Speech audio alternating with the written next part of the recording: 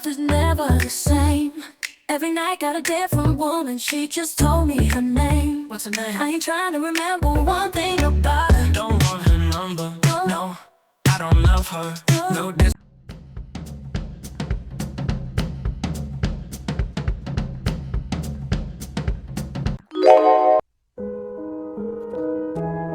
Relationships are complicated. We say things we don't mean, hurt the ones we love, and sometimes we don't even know why, but there's always a reason buried deep down.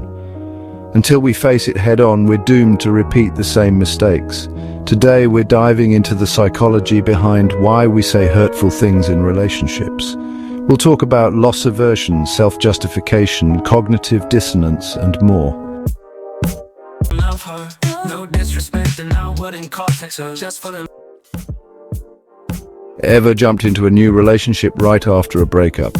That's loss aversion at play. Our brains hate losing, so we try to replace what we lost quick, but we're not looking for a real connection, just to fill a void. We put the new person on a pedestal, not for who they are, but for what they represent, a band-aid for our broken heart. It's a recipe for disaster, and someone's going to get hurt.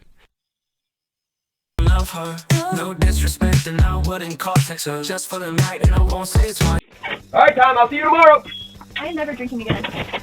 You really gonna break up with me right now? You can wait till we got home after everything we've been through? I didn't say I was breaking up with you. I said I was never drinking again. Please explain the difference. What are we gonna do? Let's talk about the talking stage, that nebulous zone where nobody knows what's going on. You're texting, flirting, maybe even going on dates, but there's no label. That lack of clarity breeds insecurity and resentment. We overthink every text, analyze every emoji, and when we don't get the validation we crave, we lash out. We say hurtful things, not because we mean them, but because we're scared and confused. Love her, no disrespect, and I wouldn't context her just for the.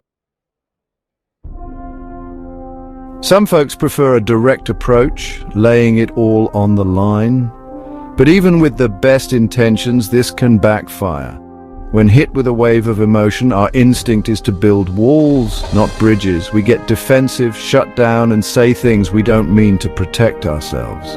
Real connection takes courage, vulnerability, and a willingness to let someone in.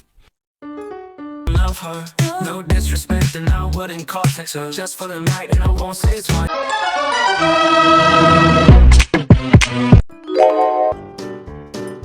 The harder someone is to get, the more we want them. That's the scarcity principle at work. Our brains value things that are rare and hard to obtain. We chase after mixed signals but lose interest when they reciprocate. Relationships shouldn't be a game. Playing hard to get creates an illusion of value that crumbles with reality.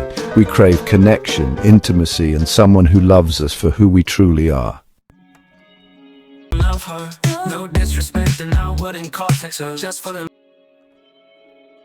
Relationships have their ups and downs, but sometimes we find ourselves stuck in a rut.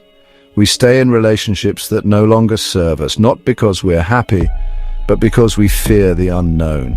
We're afraid of hurting the other person, afraid of being alone, and afraid of making the wrong decision.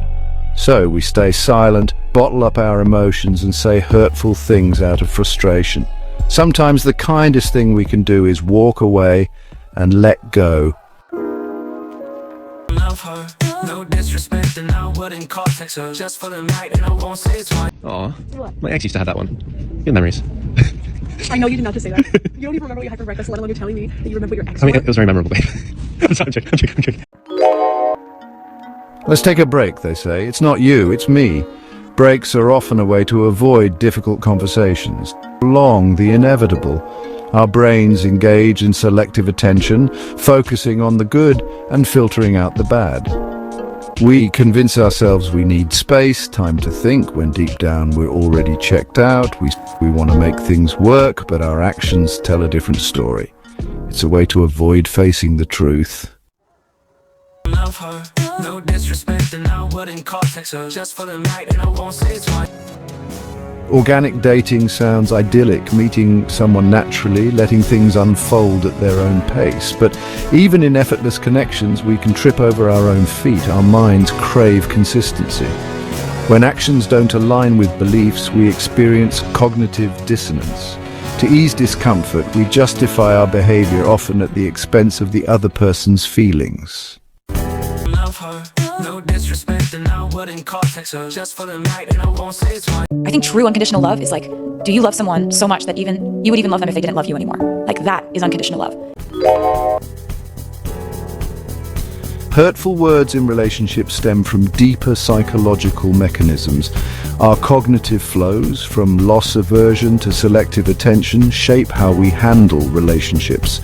These words often result from internal conflicts, cognitive biases, or defense mechanisms.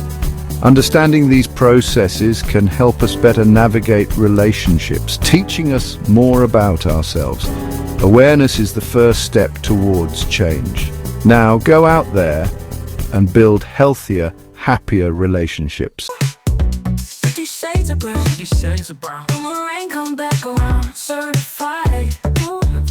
You investigate the background. Let me guess. You thought it was luck, you thought love don't cost a thing. You tripping. It cost you a diamond ring, keep sipping. Baby, let's